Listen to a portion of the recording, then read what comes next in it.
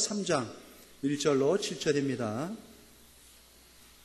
베드로전서 3장 1절로 7절 교독을 하겠습니다. 신약 380면에 있고요. 1절 제가 시작합니다. 아내들아, 이와 같이 자기 남편에게 순종하라. 이는 혹 말씀을 순종하지 않는 자라도 말로 말미암지 않고 그 안에 행실로 말미암아 구원을 받게 하려 함이니, 너희의 단장은 머리로 꾸미고 금을 차고 아름다운 옷을 입는 외모로 하지 말고,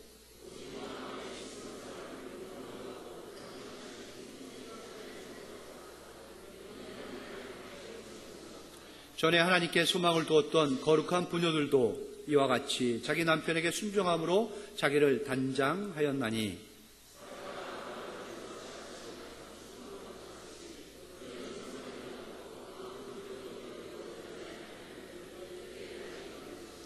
같이 합니다. 남편들아, 이와 같이 지식을 따라 너희 아내와 동거하고 그를 더 연약한 그릇이요 또 생명의 은혜를 함께 이어받을 자로 알아 귀히 여기라. 이는 너희 기도가 막히지 아니하게 하려 함이라. 아멘. 한 주간도 평안하셨습니까? 평안하셨군요.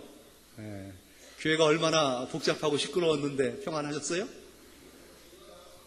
딱 들어오니 느낌이 없습니까? 얼마나 어지러운지. 치열했습니다. 교회에 15년 동안 수원 사업을 지금 전개하고 있어요. 많이 어지럽죠? 지저분하고. 그럴 때 말하기 좋은 분들은 교회가 이게 뭐냐 저게 뭐냐 그런 말 하는 거 아니죠? 지저분할 때는 손에 걸레를 들고 닦으시면 되는 겁니다. 지저분한 거 있으면 정리하시고 청소하시면 되는 거예요.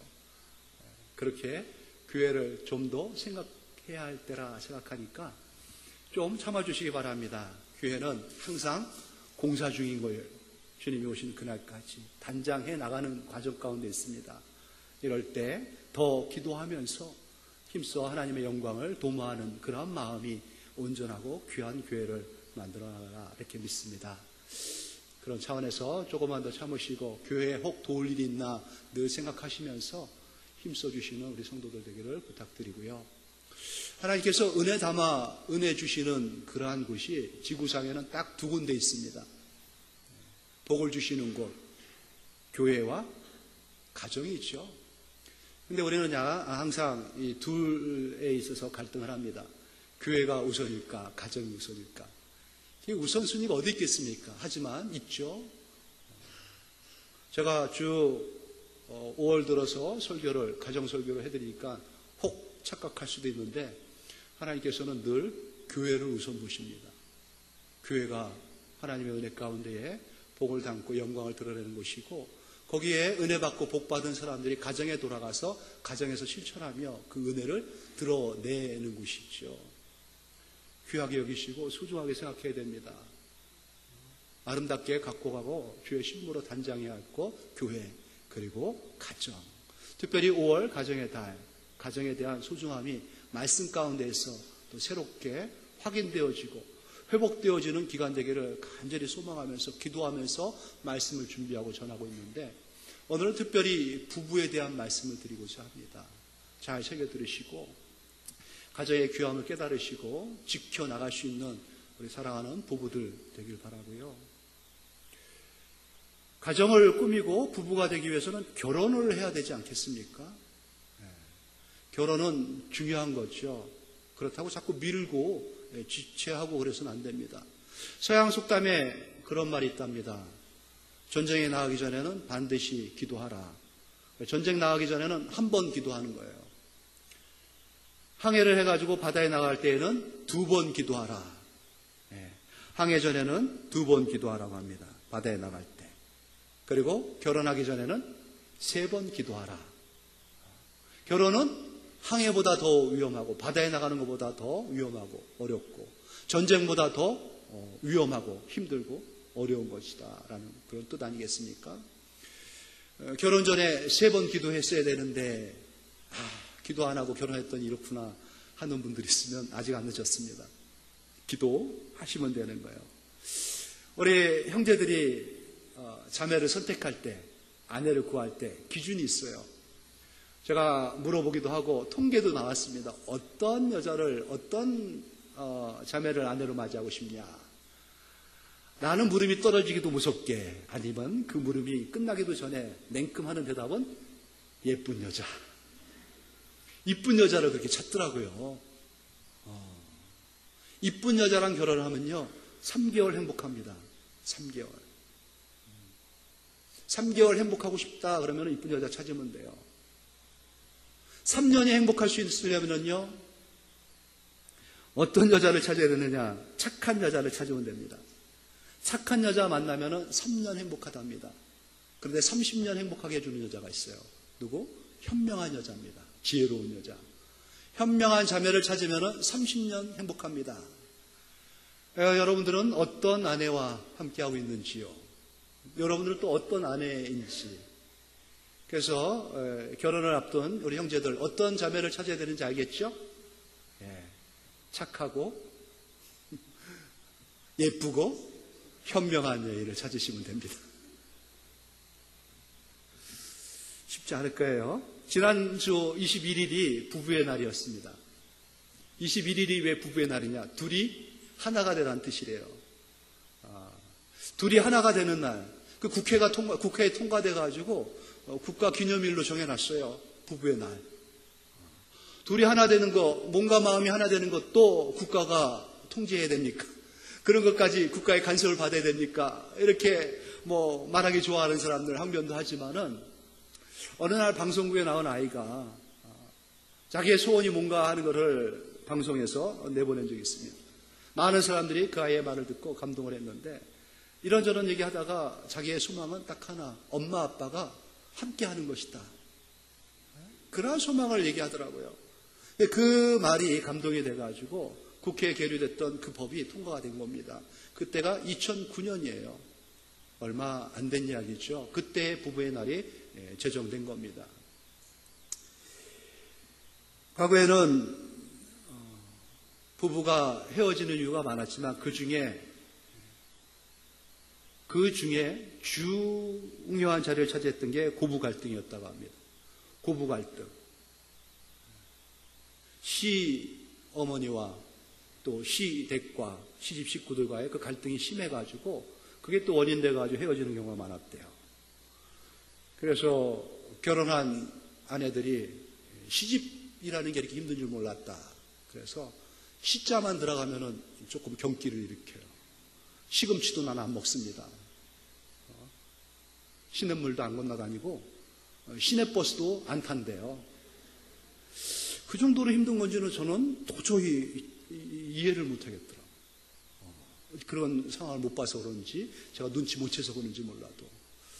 하지만 요즘은 갈등의 풍속이 바뀌었어요. 고부 갈등이 아니라 장사 갈등이 일어난답니다. 장모와 사위와의 갈등. 여건이 신장되고 맞벌이 부부가 늘다 보니까는 사위들이 이 처갓집하고 가까워지고 처갓집에 머무는 시간이 많답니다. 그래서 거기서 일어나는 갈등. 우리 딸은 이렇게 훌륭한데 얘는 뭐냐? 은연히 무시당하면서 그러다 보니까는 이 처갓집하고 사위들이 갈등을 일으켜가지고 어려움을 겪고 헤어지기도 한다. 이게 새로운 사회 풍속인 것 같아요. 하지만은 주변에 누가 중요한 게 아니죠. 두 사람입니다. 부부, 아내와 남편. 온전하고 건강한 가정, 행복한 가정, 부부에게 달려있는 겁니다. 그러한 가정을 유지하면서 행복한 가정하에, 건강한 가정하에 하나님께서 약속하신 복이 얼마나 큰지 이제 건강하고 행복한 부부가 되어서 하나님의 그 약속의 복이 임할 수 있는 그러한 누리는 가정, 그러한 가문 세워나가야 할 것입니다. 모든 행복의 근원이 그렇습니다. 가정에 있습니다. 가정에서 시작되는 것이죠. 가정에 하나님이 복을 두시고 그것에서 복을 드러내라 했는데 가정이 행복하지 않다면은, 그러한 복이 없다면은 그 가정은 그냥 평범한 가정이 아니라 불행한 가정인 겁니다. 힘들고 어려운 가정이죠. 세상에 그래서 모든 문제의 근원은 항상 가정에서, 부부부터 시작한다라고 보면 됩니다. 가정 문제의 주 원인, 부부 갈등이죠. 부부가 인격적으로, 지식적으로, 능력에 있어서 온전하다 하면 갈등이 일으킬 일이 없습니다. 하지만 늘 그 세 부분에 있어서 한계를 드러내죠. 부부의 인격이나 지식이나 능력이 미흡한 겁니다. 서로에게. 그러니 어려움이 생기고 문제가 항상 따라다니게 되어 있습니다. 남편이 아침에 일어나서 출근하려 할 때에 뭔가 안 맞아가지고 티각태각 하면서 불편한 가운데에 출근을 한다 생각해 보십시오. 힘없고 연약한 남편이 할 수 있는 게 뭐가 있겠습니까? 그냥 나갈 때 현관문 꽝 닫고 나가는 것밖에 더 있겠어요. 그렇게 해가지고 출근한 직장에서 하루 종일 무슨 마음이 들겠습니까? 죽쓰듯이 일을 하는 거죠. 불편하게, 심기불편하게. 그렇게 하다가 시간 가서 퇴근 시간을 맞이합니다. 그 발걸음이 가볍게 집을 향할 수 있겠습니까? 방황을 하죠. 여기저기 기웃거리고 들어가기 싫어하는 겁니다. 만나기 싫어하고. 그렇게 해가지고 문제가 생기면서 가정이 어려움을 겪게 되는 거예요. 그러한 마음으로 하는 손에 모든 일들이 편겠습니까? 그래요. 그렇다고 제가 오늘 일반적인 부부들의 갈등과 문제 해결에 대한 말씀을 드리고자 함이 아닙니다. 오늘 드리는 말씀은 믿는 가정이에요. 믿는 자가 있는 그러한 부부, 그러한 부부들, 그들에게 오늘 하나님께서 성경을 통해서 하시는 말씀, 그 말씀을 듣고 은혜를 받아서 가정 문제의 근원, 혹시 어려움이 있다면 부부 문제의 그러한 어려움들 해결할 수 있는 은혜의 시간이 되기를 바랍니다. 베드로 사도가 쓴 편지 아니겠습니까? 이 베드로 사도가 목회했던 초대교회 시대에도 가정 안에, 부부 간에 갈등과 어려움이 있었습니다. 여러 모양으로 말이죠. 왜 우리 부부는 매일 이렇게 전쟁 같은 나날을 보내야 되는가? 그렇게 힘들어하면서 오늘을 살고 있는 부부 혹 계시지요. 그렇다면은 우리 부부만의 문제는 아니구나라고 생각하십시오. 다 그렇습니다. 그게 오늘날만 문제가 아니라 벌써 2000년 전에 이 나라뿐만 아니라 저 먼 이스라엘 땅에서도 유럽 땅에서도 일어나고 있었던 그러한 일들이란 거죠. 위기의 부부, 흔들리는 부부, 깨지는 가정 많습니다. 그러나 하나님 주신 말씀하에 믿음 가지고 굳게 세우고 지켜나갈 수가 있다는 거, 하나님의 말씀에 귀를 기울이십시오. 베드로 전후서는 회람서신이라고 합니다. 돌려보라는 거지요. 어느 특정 교회에 주신 말씀이 아닙니다. 다 돌려보면서 하나님의 뜻이 가정에, 부부에 두고 있는 그런 하나님의 마음과 목적이 무엇인지 깨달으라 라고 주신 말씀입니다. 사도들이 목회했던 초대교회, 이때에도 교회 안에 있는 성도의 가정에도 문제와 어려움이 있었습니다. 얼마나 은혜가 넘쳤습니까? 성령이 뜨거웠지 않았습니까? 그럼에도 불구하고 갈등이 있었다는 것이죠. 대부분의 이유들은요, 남편이 믿지 않는 이교도들이 있는 가정이 있기 때문에 그렇습니다. 거기에서 문제가 발생한 것이죠. 아내들이 먼저 복음 안에서 믿음을 갖고 교회 안에 들어오기 시작합니다. 근데 남편들은 여전히 귀를 기울이지 아니하고 믿지 않는 거예요. 교회 나오지 않는 겁니다. 이교도의 그러한 종교를 갖고 있고 그러한 문화적 습관과 그 태도를 견지하고 있어요. 하지만 아내들은 그렇지 않죠. 믿음 안에서 새로운 세계를 발견한 겁니다. 생명의 뜨거움이 안에 넘치기 시작해서 교회에서 열정을 가지고 신앙생활, 교회생활을 하는 거예요. 남편들은 교회 못 가게 합니다. 교회 가는 것을 방해합니다. 힘들게 함지요. 아내들은 그러면 그럴수록 더 고집스럽게 교회에 다니고 더 신앙에 열중을 합니다. 그러니 거기에서 갈등이 생기고 충돌이 일어나는 것이죠. 그래, 교회 나와서 은혜 받은 가정에 그 여인들의 가정이 깨지는 경우가 있다는 거예요. 그래서 주신 말씀인 것입니다. 베드로 사도는 부부 갈등의 해결 열쇠, 그 열쇠는 바로 서로의 손에 쥐어져 있다라고 말씀하고 있습니다. 남편의 손에도 있고요, 아내의 손에도 있습니다. 각자가 해결하기 위해서 노력해야 되는데, 그렇지만은 특히 아내의 역할이 크다고 본 것이죠. 그래서 오늘 아내들아, 남편들아 주신 말씀에 보면은 아내들아 하고 당부하는 말씀이 장장 6절까지 길고 긴 당부의 말씀을 주고 있고요. 남편들아 하고 남편에게 주신 말씀은 그냥 딸랑 한 절입니다. 남편은 누구 하기 나름이에요? 아내 하기 나름인 게 벌써 성경에 다 게시되어 있는 겁니다. 그래서 아내에게 인격을 보여주라고 아내들이여 인격적으로 드러내라 하고 명하고 당부하는 거예요. 그러할 때에 불신의 이교도인 남편들이 구원받을 수가 있습니다. 아내가 이 당부의 말씀에 귀를 기울일 때 완악하고 고집스러운 남편들이 마음이 바뀌고 태도가 바뀌고 그들의 자세가 바뀌어서 구원에 이르게 되고 그렇게 함으로 말미암아 가정이 행복해지고 복되어진다는 것. 누구 손에 달렸습니까? 아내 손에 달려 있습니다. 성경이 말씀하시는 아내의 의무 잘 살펴보시기 바랍니다. 특별히 두 가지의 당부를 주고 있죠. 첫째는 1절 말씀의 요약입니다. 아내들에게 명하는 것 순종하랍니다. 죄송합니다. 우리 아내들 한번 따라하겠습니다. 순종하자. 시작. 예, 그렇게 목소리 내서는 안 됩니다. 하나님의 명이신데 순종하자. 예, 안 따라하시네요. 심지어는. 그러면은 한 단어를 또 첨부할 수밖에 없습니다. 껌뻑을 집어넣겠습니다. 껌뻑 순종하자. 시작. 제 말씀이 아니라 하나님의 명이십니다. 그렇게 하셔야 됩니다. 외형적으로는 겉으로는 순종해야 됩니다. 그러면 속은 딴 마음 먹느냐? 그렇지 않지요. 4절 말씀에 보니 온유하라 라고 명합니다. 우리 안에 있는 속사람, 우리의 속의 태도는 온유로 갖추고 겉으로는 순종으로 드러내라는 것입니다. 안과 박이 온전해서 남편에게 할 도리를 다 하라는 것이죠. 온유는 제2의 성품입니다. 믿는 여자들만, 믿는 자매들만 갖출 수 있는 품성이에요. 세상 여인들에게 이거 요구할 수가 없습니다. 예수 그리스도를 믿고 그 보혈로 씻음 받은 사람들, 구원의 감격과 은혜가 있는 사람들 온유해지는 겁니다. 온유는 예수 그리스도의 마음을 품은 자의 풍기는 성품이죠. 온순하고 유순합니다. 어떤 특정 단어로 설명할 수 없습니다. 부드럽고 노여움이 없는 평정이 그 마음에 늘 깃들어 있고요. 친절한 상태입니다. 흔들리지 않는 안정감이 온유에서 나옵니다. 노여움이 없는 평정, 그리고 정숙한 기질이 있습니다. 벌컥 화를 내지 않냐고요. 손톱, 눈 세워가지고 긁지 않습니다. 거칠게 남편에게 응수하지 아니하는 그러한 태도, 자세, 그게 바로 온유에 있습니다. 공손히, 겸손히 받아들이는 그러한 마음과 자세.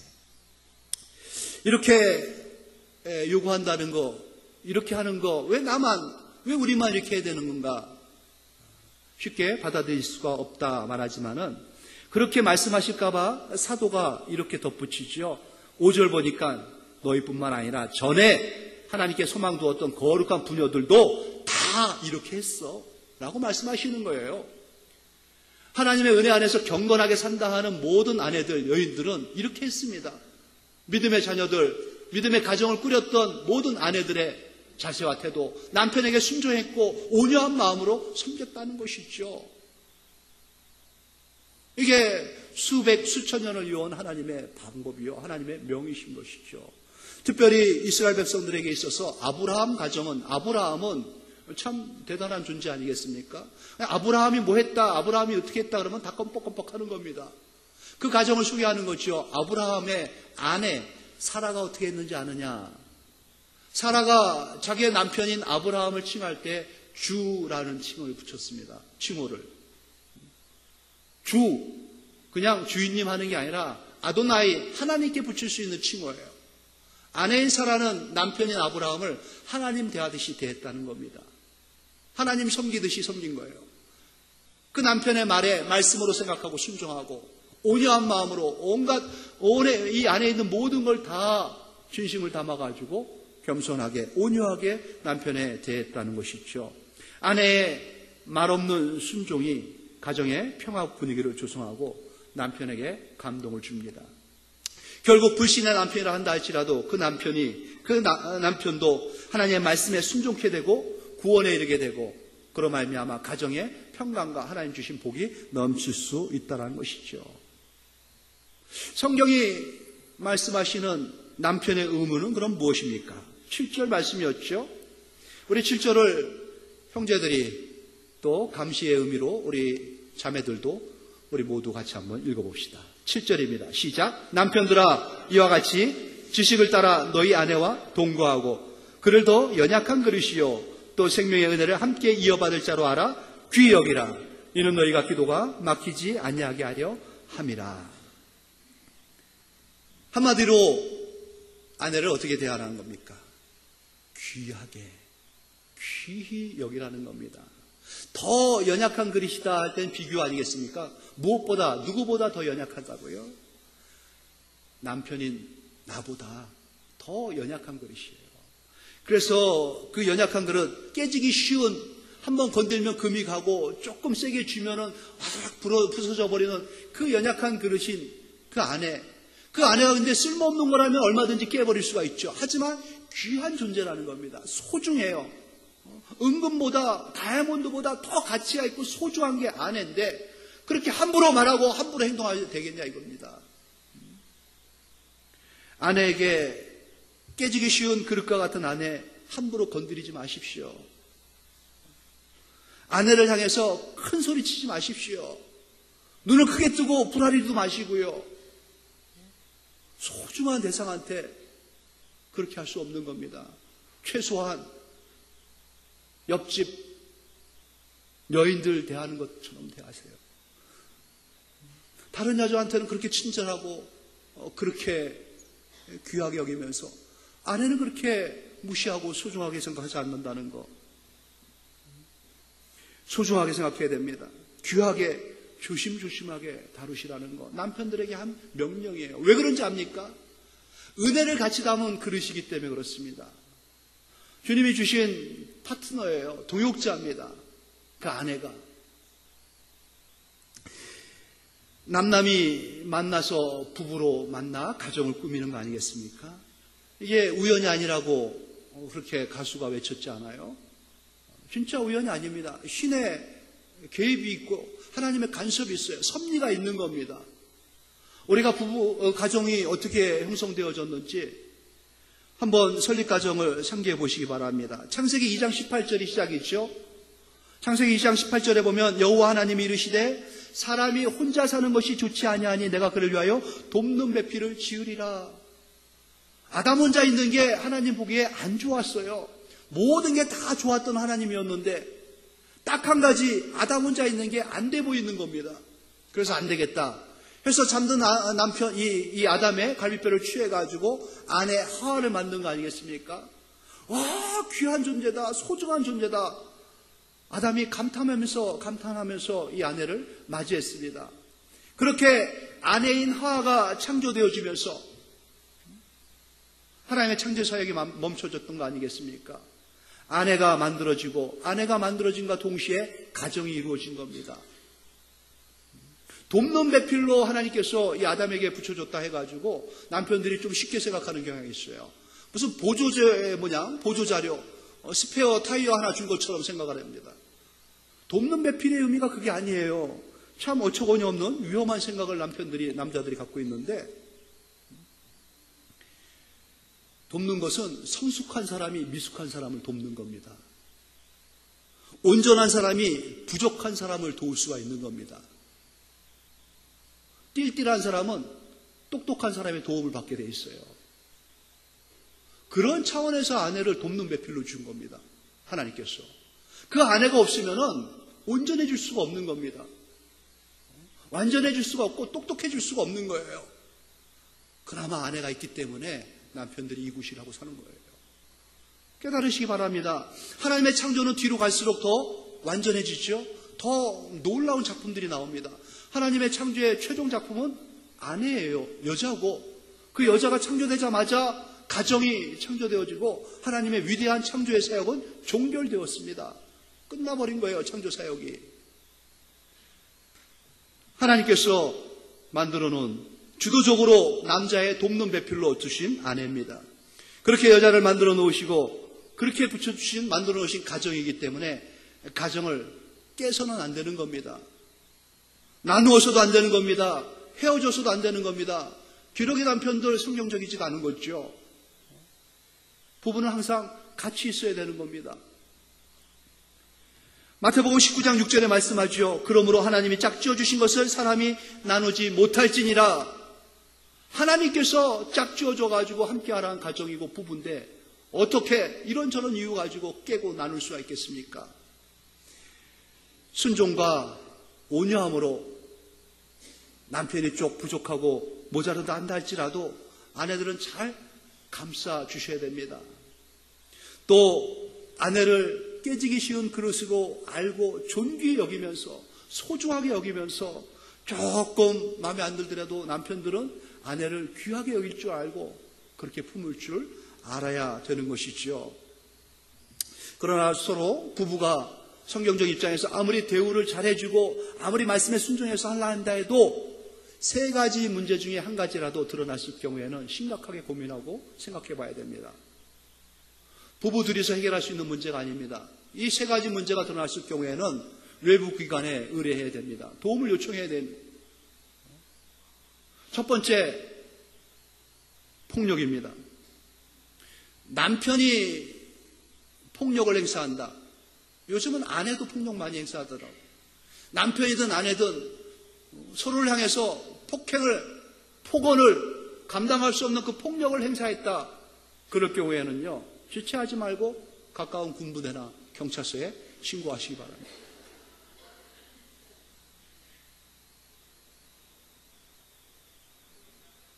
시댁이나 아니면은 처갓집에 알려야 돼요. 교회 장로나 목사에게 알리셔야 됩니다. 외부 기관에 의뢰해가지고 중재받아서 처음부터 그거는 해결해 나가야 되지. 막고 참고 내가 도저히 안 되겠다. 그때 신고하면 늦습니다, 여러분. 처음에 그렇게 할 때에. 그 후로는 다시는 그렇게 하지 못하도록. 아내가 깨지기 쉬운 그릇인데 깨지고 금가고 박살나는 거 아니겠습니까? 그러니 빨리 막아야죠. 두 번째는 중독입니다.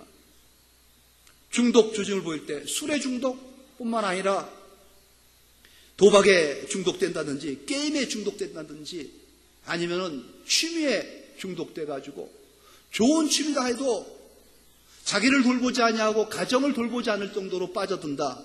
그러면 이것도 중요한 아주 심각한 문제를 초래합니다. 그래서 외부에 누군가의 도움을 얻어가지고 자제시키고 중지시켜야 되는 것이죠. 세 번째는 음란입니다. 부부 외에 다른 사람에게, 다른 이성에게 기웃거린다든지 음풍을 풍긴다든지 음란함을 드러낼 때에 간음, 간통, 그때에는 재고의 여지가 없습니다. 하나님이 짝지어준 거 헤어질 수 없죠. 하지만 성경에서 유일하게 묵과하는 것은 이 부분입니다. 헤어지십시오. 그럴 경우에는. 부부의 윤리와 도를 깨겠다는데 어떻게 감당할 수 있겠습니까? 신고하시고 정리하는 게 가장 쉬운 길이고 빠른 길입니다. 그래도 그러한 마음이 들 때에는 기도하시면서 그가 어떻게 했는지 태도와 자세를 보시고 다시는 추워도 두 번 다시 생각조차도 안 하겠다. 그런 게 혼자뿐만 아니라 모두가 보고 인정을 해줬을 때 한 번쯤 받아들일 수 있을까? 이 세 부분의 문제가 드러났을 때는 심각하게 생각하시고요. 그런 거에 순종할 건 없습니다. 그런 거에 존귀히 여길 건 없습니다, 여러분. 지혜롭게 잘 대처하셔가지고 하나님께서 주신 가정을 잘 지켜나가야 되는 것입니다. 좀 모자란 사람에게 순종하는 거 쉽지 않죠. 하지만 순종하고 온유한 마음으로 섬기십시오. 좀 부족하다, 좀 늘 미급하다 생각하는데 귀하게, 존귀하게 여기는 것도 쉽지 않습니다. 하지만 존귀히 여기고 귀하게 여겨야 됩니다. 그래서 사도는 좀 어려운, 힘들어하는 우리들에게 좋은 본보기를 말씀하고 계셔요. 아내들아, 남편들아 하면서 이와 같이라고 말씀하지 않습니까? 이와 같이 하면 된다 하면서 좋은 샘플, 본보기를 우리에게 주셨는데 그게 위에 있는 2장 21절의 말씀이죠. 살펴보면은 이를 위하여 너희가 부르심을 받았으니 그리스도도 너희를 위하여 고난을 받으사 너희에게 본을 끼쳐 그 자취를 따라오게 하려 하셨느니라. 예수 그리스도가 본이 되는 겁니다.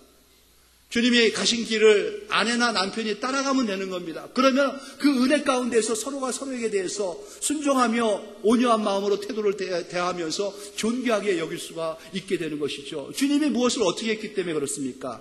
22절 이하의 말씀 보면은요, 그는 죄를 범하지 아니하고도 그 입에 거짓이 없었어요.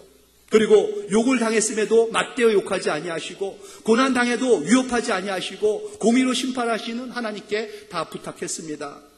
친히 나무에 달려 그 몸으로 우리 죄를 담당하셨고 이는 우리의 죄에 대하여 죽고 의에 대하여 살게 하려 하심이라 하면서 재치게 맞음으로 우리를 낫게 해 주신 것입니다.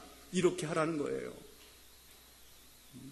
예수님처럼, 예수님이 보여주신 것처럼 아무런 잘못도 안 했는데 욕을 당해도 맞대어 욕하지 아니한 예수님처럼, 심지어는 자기를 십자가에 못 박아서 죽기까지 다 내주고 너 살면 돼 하면서 죽었던 예수님처럼 그렇게 서로가 서로를 향해서 한다면 뭐가 문제가 있겠냐는 것이죠. 사랑하는 성도 여러분, 주님이 우리에게 주신 이 은혜는 너무 크고 놀랍습니다. 동서고금 어디를 막론하고 여자의 또 연약한 노약자들의 지위가 향상된 적이 없습니다. 하지만 복음이 들어갈 때에 놀라운 회복이 나왔습니다. 여성이 자기 자리를 찾게 됐고요. 가정이 회복되고 하나님 주신 은혜와 행복이 넘치는 것을 발견하기 시작한 것이죠. 기독교 남편과 기독교인 아내들에게 새로 하나님이 주신 자유와 존엄성을 남용하지 말고 잘 지켜 건강하고 아름다운 부부로 가정을 지키라는 명을 하고 계신 것입니다. 결혼은 하나님의 뜻임을 아십시오. 분명히 기억하시기 바랍니다. 그리고 결혼을 하셨으면은 하나님의 말씀대로 순종해서 가정을 이루어가시기 바랍니다. 부부의 의무를 다하도록 서로가 힘쓰시고 순종할 때에 하나님 말씀에 순종할 때 하나님께서 약속하신 그 복이 그 부부에게 그 가정에게 임해서 하나님께서는 그들을 통하여 그들의 부부가 그들의 자녀들이 그들의 가문이 복되게 하시고 하나님의 영광을 담아 하나님의 뜻을 다 펼쳐가실 것입니다. 구원받은 가정에 복되고 귀한 은혜의 넘침이 주의 말씀에 순종하고 부부의 의무를 다하겠다 다짐하고 결단한 여러분과 여러분 가정 위에 넘치시기를 우리 주 예수님의 이름으로 축원합니다. 하나님 아버지 감사합니다. 이렇게 소중하고 귀한 아내를 남편을 선물로 주셨고 또 기대하고 소망하는 바 그러한 가정들을 꾸밀 수 있도록 하나님 그러한 부부들을 하나님 은혜 주셨습니다. 하나님 이 땅에 하나님의 은혜를 확인하며 그 복을 헤아려 하나님 헤아릴 수 없는 복에 하나님께 감사해야 할 곳 가정이요 사랑하는 아내요 남편이요 자녀들임을 믿고 감사드리오니 하나님 그 은혜 더하여 주셔서 서로 섬기고 서로 사랑하고 순종하고 온유한 마음 가지고 귀히 여기면서 복되고 아름다운 가정 가꾸어 나가며 지켜나갈 수 있는 믿음의 모든 가정 되도록 은혜 위에 은혜를 더하여 주시옵소서. 감사하며 예수님의 이름으로 기도합니다. 아멘.